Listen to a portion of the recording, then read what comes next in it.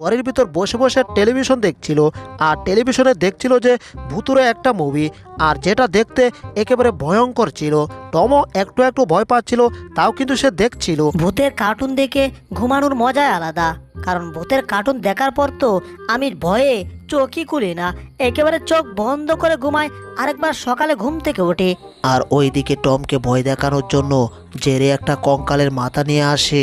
কি ব্যাপার, আমার পিছনে মনে হয় কিছু একটা আছে নাকি, একটু পিছে চেয়ে দেখি। সর্বনাশ, এ তোরে ভূত, ওরে গেছি রে, ভূত আমারে খাইলো রে, ওরে কে কোথায় আসো বাঁচাও। টম নাকি ভূত ভয় পায় না, ভূতের বয়সে একেবারে ঘরে সালে উঠে গেছে। হা হা হা হা হা, ভূতের ভয়ে টম ঘরে সালে উঠে গেছে। কি জেরি বুয়া ভূত সেজে আমাকে ভয় দেখাইছে? তবে রে আজকে জেরি তোর খবর আছে, আজকে তোর একদিন আর আমার জয় বচ্চর লাগে, আজকে তোকে পিটিয়ে একেবারে দুনিয়া ছাড়া করেই ছাড়বো। দাঁড়া হতো ছাড়া, তোকে পিটিয়ে করতেছে আজকে দেশ ছাড়া। এই তো তোকে ধরছি, এইবার তোকে আমি কি করুম? টম যখন রাগের মাথায় জেরিকে কিছু করতে যাবে, ঠিক তখনই টমের মাথায় ঘরের উপর থেকে ছাদের ভাঙা ইট কণা পড়তে থাকে। আর এগুলা টম দেখার জন্য উপরে চেয়ে থাকে, দেখে যে সে যেখানে ভয়ে ঢুকেছিল সেখান থেকে ইট কণা পড়ে। আর এগুলা দেখে জেরি আবার হাসি শুরু করে, আর এইদিকে টম এক তাপড়া দেয়, কিন্তু এই সুযোগে জেরি এখান থেকে কেটে পড়ে। হায় হায়, পিচ্চিটা তো আবার আমার হাত থেকে ছুটে গেল। দাঁড়া হতচারা, আজকে তোকে আমি ধরে করব একেবারে দেশ ছাড়া।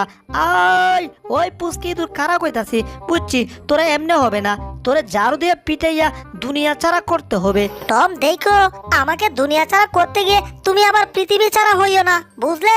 ওই জেরি, তুই কি আমাকে ভয় দেখাচ্ছিস? তোর ভয়ের নানির কালীঘর, এইবার যদি তোকে ধরতে পারি পিটিয়ে ভেঙে ফেলবো তোর ওই মাছ বরাবর। টমের মাথা গরম হয়ে যায়, এখন সে আন্দাগোন্দা জেরিকে পিটাতে থাকে, কিন্তু যেখানে পিটা ছিল সেই জায়গাটা ছিল বুলডগের ঘরের সাল। আর ঘরের ভিতর বুলডগ ঘুমাচ্ছিল, আর ঘরের সালের ওপর পিটানোর কারণে বুলডগের ঘুম ভেঙে গেল।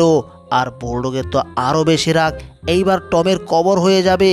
কিন্তু টম এইদিকে ঘরের উপর পিটাচ্ছে তো পিটাচ্ছে, এর উপর জেরিকে আরেকটা পিটান দিতে গিয়ে একেবারে বুলডগের মাথায় দিয়ে দেয় একবারই। এই কি করছিস? ওরে গেছি রে, কি পারি দিল রে তবে রে। টমের বাচ্চা, তোর এত বড় সাহস! এই রে, মিস কল তো রং নাম্বারে ঢুকে গেছে, আজকে তো আমার খবর আছে। যারও হাতে নিল কেন বুলডগ? বুলডগ ভাইয়া আমার সাইরা দা। ওরে বাবা রে, নাকটা ভাঙছে, সমস্যা নাই। এবার কি করছে? আমাকে তো ধরছে, সাথে জেরিকেও ধরছে। এই টম এন্ড জেরি, তোদের কারণে আমি একবার শান্তিতে ঘুমাতে পারি না।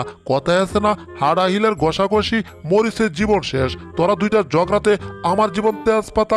এই বৃষ্টি নেমে গেছে, তার মানে এক দৌড় দিয়ে ঘরের ভিতরে ঢুকতে হবে। ওরে বৃষ্টি নামলো রে, কুকুররা বৃষ্টি ভয় পায়, এইটা কি কেউ জানে না নাকি? আরে আমার আগে টম ঘরে ঢুকে গেছে, সমস্যা নাই, তাড়াতাড়ি ঘরের ভিতর নরম বিছানা কোথায় আছে সেখানে যাই। ও টম তো যাচ্ছে, টমের পিছে পিছে যাই, কারণ ঘরের ভিতরে টম সবকিছুই চিনে। এরপর বৃষ্টির বয়ে বুলডগ, টম এন্ড জেরি একেবারে তাদের মালিকের বিছানায় চলে যায়।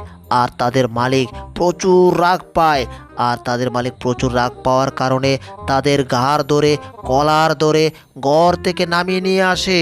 হাই হাই, মালিকের বিছানায় আরাম করতে আইছিলাম, এখন তো দেখি মালিক আমাদের কলার ধরে ঘাড় ধরে বের করছে।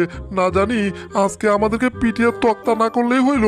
বুলডগের বাচ্চা, আমি দৌড় দিয়ে আইছিলাম, সমস্যা ছিল না, কিন্তু তুই আমার পিছে পিছে কেন দৌড়ে আইলি? এখন তো দেখতাছি যে তোর কারণে আমারও অবস্থা কাইল হয়ে যাবে। এই তোরা বালা কইরা হন, এরপর থেকে যদি ঘরের ভিতর একবার যাস তোদের হাত পা ভেঙে একেবারে পকেটে ঢুকিয়ে চেড়ে দেব। হ্যাঁ, কথাটা মনে রাখিস। তাইলে তো ঘরের ভিতর ঢোকা যাবে না, তাহলে আমি থাকবো কোথায়? টমের নরম বিছানা আছে, তার মানে এখানেই থাকতে হবে। এই টম, এখান থেকে সর, তোর নরম বিছানায় আজ থেকে আমি আরাম করব। কি শান্তির বিছানা রে বাবা! কি আমার বিছানায় তুমি করবে আরাম? তোমার আরামের 12 দোকানে 36টা বাজাবো। তুকু না, মারো টান, হেইয়ো, আরো জোরে হেইয়ো। এই তো আরেকটু আরেকটু, পরে গেছি রে, বুলডগের নিচে পড়ে গেছি, কিচ্ছু করার নাই। মনে হচ্ছে এভাবে এখানে ঘুমাতে হবে, কিন্তু এভাবে তো হবে না। টম দেখো, এভাবে হবে। প্রথমে বিস্কিটটা নিতে হবে, এরপর এক কামড় দিয়ে বিস্কিটটা খেতে হবে। কি মজার বিস্কিট। এটা কি হচ্ছে? ইঁদুরটা বিস্কুট খাওয়ার লোভ দেখাচ্ছে।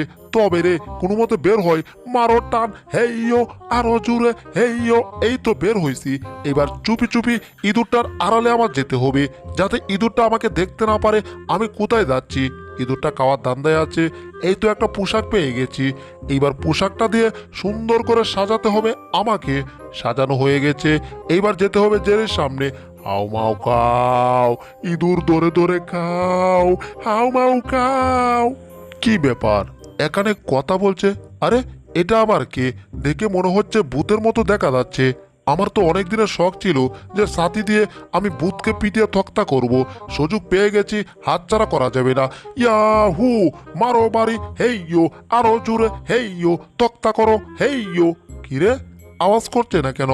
ব্যাপারটা, হ্যাঁ, মাথায় মনে হয় আলু পড়লো, কিন্তু এই আলু তো টমের মাথায় পড়ে। এই রে, এটা তো টমি ছিল রে। বুলডগ, এটা তুমি কি করলে? দেখো, ওরে আবার বাড়ি দিল কেন রে? টম শুনো, তুমি ফাইজলামু বেশি করো বুঝছো, যার কারণে তুমি কিছু করলেও মায়ের খাও আর কিছু না করলেও মায়ের খাও। আর আজ থেকে তুমি বাড়িতে উল্টাপাল্টা কিছু করবে না, কারণ বাড়িতে আমি থাকবো, আমি ঘুমাবো, আমাকে ডিস্টার্ব করবে না। আর ডিস্টার্ব করলে আমি তোমার জীবনটাকে ডিস্টার্ব করে ছেড়ে দেব। কথাটা বুঝতে পারছো? এই কথাটা যেন আবার রিপিট করে আমার বলতে না হয়। হ্যাঁ বুলডগ ভাই, হ্যাঁ, আপনারা রিপিট করে বলতে হবে না, আপনার কথা মতো আমি চলবো। বাবারে বাবা, কি মারটাই না খাইলাম বুলডগের হাতে। এভাবে মার খাইলে কয়দিন বাঁচা যাবে? বুদ্ধি পাইছি, বুলডগের আগে আমি চলে এসে আমার বিছানায় আমি শুয়ে পড়েছি। যতই কিছু করো, বিছানা চাচ্ছি না, কিন্তু আমার বিছানাটা তো নিয়ে গেছে। এই টম হুন, রুহুল আমিন অ্যানিমেশন এই চ্যানেলে ঢুকে ভিডিওটাতে লাইক কর আর চ্যানেলটাকে সাবস্ক্রাইব কর। এরপর এই ভিডিও দ্বিতীয় পর্বটা তোর মোবাইলে পাঠাইয়া দিমু।